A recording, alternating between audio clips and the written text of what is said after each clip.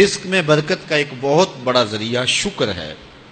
ارشاد فرمایا لَإِن شَكَرْتُمْ لَأَزِيدَنَّكُمْ، اگر تم شکر کرو گے وہ تمہیں اور زیادہ عطا کرے گا، اور اگر تم شکر نہیں کرو گے وَلَئِن كَفَرْتُمْ، کفران نعمت کرو گے، إِنَّ عَذَابِي لَشَدِيدٌ، تو پھر میرا عذاب بڑا سخت ہے۔ رزق کے اضافے کا ایک اور بہت بڑا سبب انفاق فی سبیل اللہ ہے۔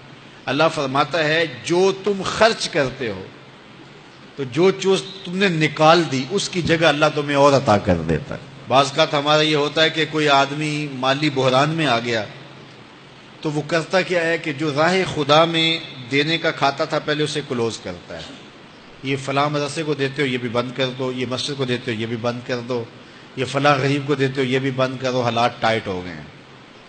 لیکن 5 گاڑیاں ہیں تو 2 گاڑیوں پہ گزارا کر لیا جائے، پیٹرول بچے، یہ نہیں ہو سکتا۔ گھر کے لچھن وہی ہیں لیکن بند کہاں سے کیا؟ جہاں سے رزق آنا تھا۔ ہمیں تو یہ حکم دیا ہے جب رزق تنگ ہونے لگے صدقہ دے کے رب سے کاروبار کر لو، صدقے سے تمہارے رزق میں اضافہ ہوگا۔ یہ رب کا وعدہ ہے اور اللہ کے وعدے جھوٹے نہیں ہو سکتے۔ رزق کی برکت کا ایک اور بہت بڑا ذریعہ النکاح ہے۔ فرمایا اگر تم نکاح کرو گے تم فقیر ہو وہ تمہیں غنی کر دے گا۔ لوگ کہتے ہیں بچہ پیروں پہ کھڑا ہو لے تو پھر نکاح کریں گے، اللہ کہتا ہے تم نکاح کرو ہم پیروں پہ کھڑا کر دیں گے۔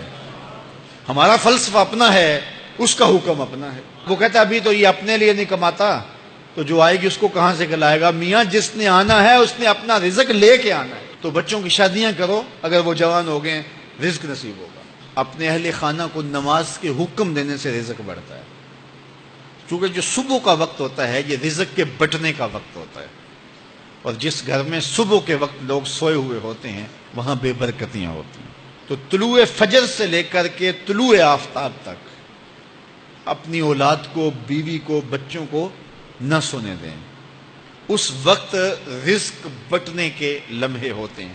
کثیر دعائیں مانگیں، تلاوت کلام مجید پڑھیں، اور نماز فجر مرد حضرات مسجدوں میں جا کے باجماعت ادا کریں، اور گھروں میں جو ہے وہ بیٹیاں بہنیں مصلے بچھا لیں تو اللہ کی رحمتوں کا نزول ہوگا۔ اب ایک حدیث میں رزق کے اضافے کا ایک اور نسخہ ارشاد کیا گیا۔ میرے حضور نے فرمایا جو شخص یہ چاہتا ہے کہ اس کے رزق میں برکتیں ہو اور اس کی عمر میں اضافہ ہو تو وہ اپنے رشتہ داروں کے ساتھ سلوک اچھا کرے۔ رشتہ داروں کے ساتھ اگر اچھا سلوک کرو گے تو پھر تمہارے رزق میں برکت ہو۔ غریب ہیں تو ان کی مدد کرو، ان کی بیٹیوں کی شادیاں اپنے ذمے لے لو اگر اللہ نے آپ کو وسعت دی ہے، ان کی پریشانیاں بانٹ لو، ان کا قرضہ ہے تو اتارنے کی کوشش کرو، ان کو مشکلات سے نکالنے کی کوشش کرو۔ تم ان کو مشکلات سے نکالو گے اللہ تمہیں مشکلوں سے نکالے گا۔ تمہارے رزق میں بھی برکتیں ہوگی اور تمہارے مال میں بھی برکتیں ہوں گی۔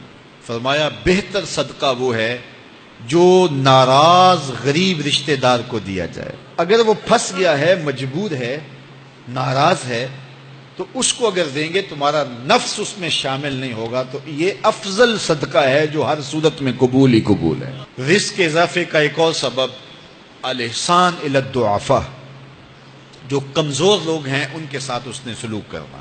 الانفاق علی طلبۃ العلم، طالب علموں پہ خرچ کرنا، یہ بھی رزق میں اضافے کا سبب اور ذریعہ ہے۔ وہ حضرت بابا فرید نے کہا نا 6واں رکن دین کا روٹی ہے۔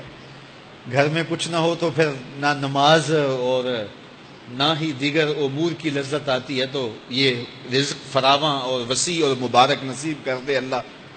تو اس کے لیے ایک اور وظیفہ میں دیتا ہوں، اور وہ یہ کہ مغرب کے بعد 21 مرتبہ سورۃ الکوثر پڑھ لیں، کثرت ہو جائے گی انشاءاللہ۔ اول خدوشی پڑھ لیں، 5-7 منٹ لگتے ہوں گے، تو سورہ کوثر 21 مرتبہ روزانہ مغرب کی نماز کے بعد پڑھیں، اور اگر بہت زیادہ مسائل ہیں تو ہر نماز کے بعد پڑھ لیں، تو انشاءاللہ آپ دیکھیں گے کہ گھر میں برکتیں اترتی محسوس ہوں گی، انوار کا نزول ہوتے محسوس کریں گے۔ تو یہ وہ رزق کے اسباب ہیں، اگر ہم اختیار کر لیں تو ہم اللہ کی خاص رحمتوں کے حقدار ہوں گے۔ اللہ ہم